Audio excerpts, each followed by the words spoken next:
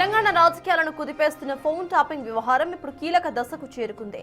ఈ కేసులో తదుపరి నోటీసులు అసలు ఎవరికి అందబోతున్నాయనే ఉత్కంఠ నెలకొన్న తరుణంలో మాజీ ఎమ్మెల్సీ కవిత చేసిన వ్యాఖ్యలు రాజకీయ వర్గాల్లో హాట్ టాపిక్ గా మారాయి.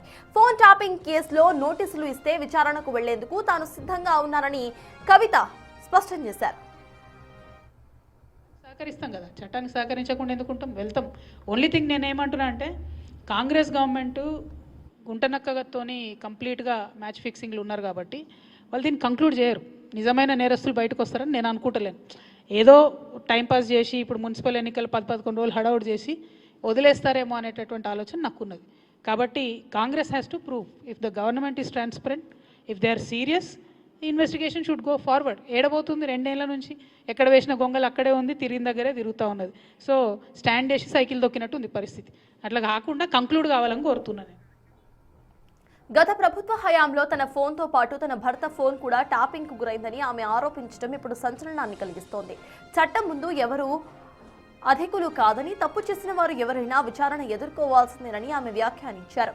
ఈ కేసులో విచారణను మరింత వేగవంతం చేసి అసలైన నిందితులను గుర్తించాలని ఆమె సిట్ అధికారులను కోరారు.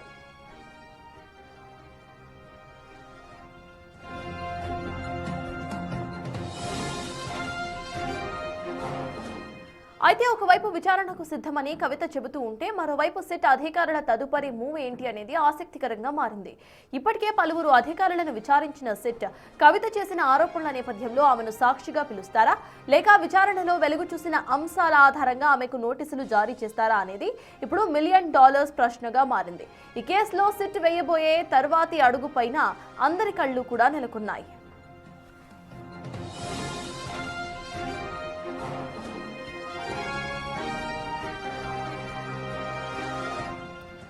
ఇదే అంశంపై పూర్తి డీటెయిల్స్ మా ప్రతినిధి సాగర్ అడిగి తెలుసుకుందాం.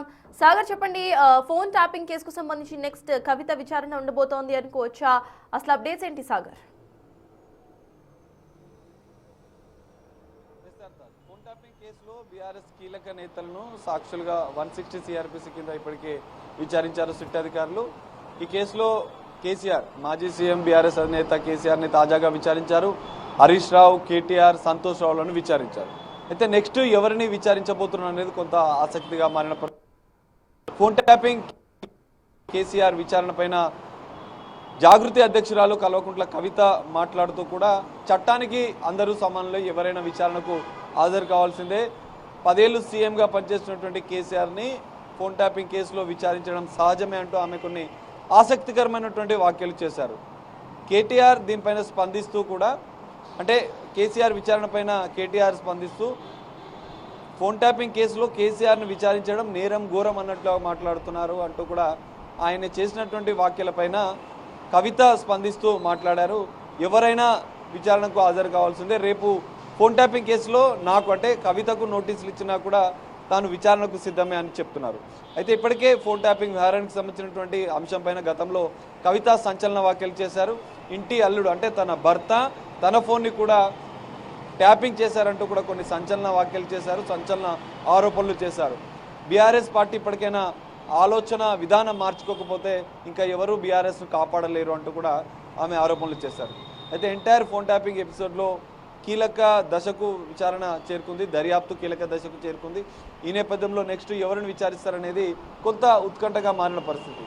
మరి కవిత తనకు నోటీసులు ఇస్తే సిద్ధమని, విచారణకు వస్తానని, హాజరవుతానని చెప్పిన నేపథ్యంలో మరి ఇప్పటికే బీఆర్ఎస్ కీలక నేతల విచారణ అనేది పూర్తయింది. ఛార్జ్షీట్ కూడా సిట్ అధికారులు సిద్ధమవుతున్న నేపథ్యంలో నెక్స్ట్ ఇంకెవరైనా విచారిస్తారా, ఈ కేసులో ఇప్పటికే నిందితులు ఉన్నవారిని లేదంటే సాక్షులుగా ఉన్నవారిని విచారిస్తారా, లేదంటే నేరుగా ఛార్జ్షీట్ దాఖలు చేస్తారా అనేది కూడా కొంత ఆసక్తిగా మారిన పరిస్థితి.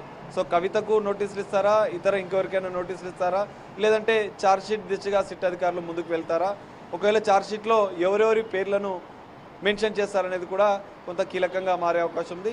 సిట్ అధికారుల దర్యాప్తు అయితే ఇంకా తుది దశకు చేరుకుందని చెప్పుకోవచ్చు. ఎంటైర్ ఫోన్ ట్యాపింగ్ వ్యవహారంలో సూత్రధారులు, పాత్రధారుల పాత్ర సిట్ అధికారులు ఛార్జ్షీట్లో పొందుపరిచే అవకాశాలు కూడా కనిపిస్తున్నాయి. సర్తాజ్.